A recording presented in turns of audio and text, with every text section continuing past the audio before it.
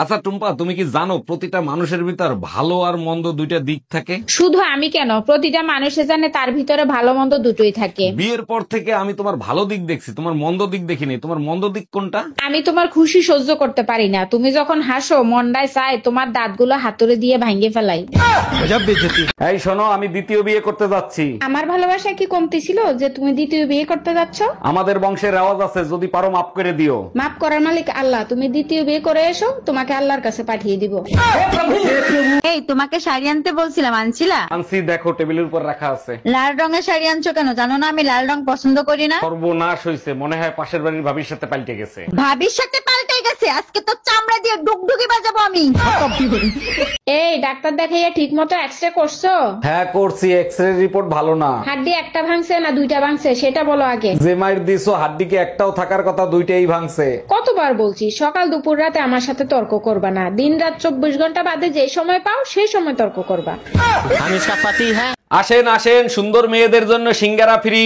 ভাইয়া সত্যি সত্যি সুন্দর মেয়েদের জন্য সিঙ্গারা ফ্রি? জি ম্যাডাম, আপনি ঠিকই শুনছেন, সুন্দর মেয়েদের জন্য সিঙ্গারা ফ্রি। ভাইয়া তাইলে এক কাজ করেন, আমাকে 5টা দেন। আগে টাকা দেন, তারপরে সিঙ্গারা। আপনি তো বললেন সুন্দর মেয়েদের জন্য সিঙ্গারা ফ্রি, তাহলে কি আমি সুন্দর না? তাইলে আগে আপনি নাক মুখ ধুয়ে দেখান। এই টুম্পা, তোমার ছেলের মনে হয় খিদা লাগছে, আরে কিছু খাওয়াও। কিছুক্ষণ আগে ওরে খাওয়াইছি, তুমি এক কাজ করো, ওরে এক গ্লাস পানি খাওয়াও।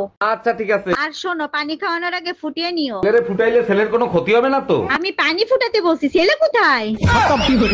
এই ঘরে এসি লাগাইছো, টাকা পাইছো কোথায়? আমার কাছে 1000 টাকা ছিল, সেই টাকা দিয়ে কিস্তিতে এসি লাগাইছি। বাকি টাকা কি তোর বাপের বাড়ি দিয়ে এনে দিবি? আমি 1 টাকাও দিতে পারবো না। 3 মাস কিস্তি না দিলে এসি খুলে নিয়ে যাবে। গরমের 3 মাস চলে গেলে এসি দিয়ে কি করব?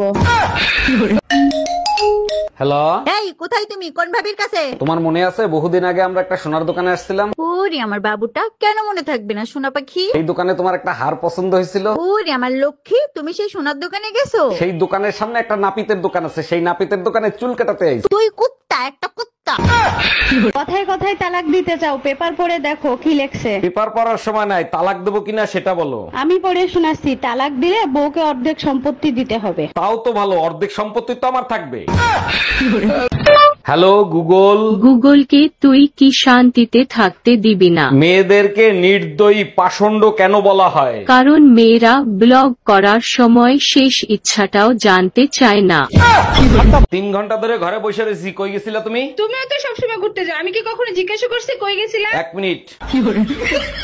হ্যাঁ, এবার বলো কই গেছিলা? পাশের বাড়ির ভাবির কাছে সায়া ব্লাউজের মাপ দিতে গেছিলাম। বলো তো কোন প্রাণী সব থেকে ভয়ঙ্কর কামড় দিতে পারে? আরে বল দেবে দাও তো, পোলা ভাইনেও জানে রয়্যাল বেঙ্গল টাইগার। ঠিকই বলছো, তারপর রয়্যাল বেঙ্গল টাইগার 2 নম্বরে। 1 নম্বরে কে? মাইন্ডের যে হালার ফালা তোরে মাঝে মাঝে পুতে দেখি শেষি সাদে।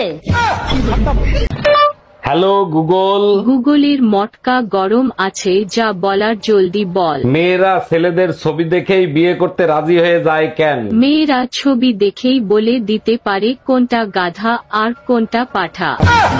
Hello Google. বলেন আমি আপনার কি সেবা করতে পারি? সব ছেলেরা সব মেয়েদেরকে হট বলে কেন? কারণ ওরা যে সংসারে যাবে সেই সংসারে আগুন লাগাবে। অরুণ ভাই, সকাল থেকে বিকাল হয়ে গেল, আপনার মেস্তুরি তো এখন পর্যন্ত আসলো না। 1 মিনিট ভাবি, আপনি লাইনে থাকেন। ভাই রোমিও, টুম্পা ভাবির কলিং বেল সারতে যাইতে বলছিলাম, যাস নাই কেন? ভাই গেছিলাম, 1 ঘন্টা ধরে কলিং বেল চাপছি, কেউ দরজা খোলে নাই।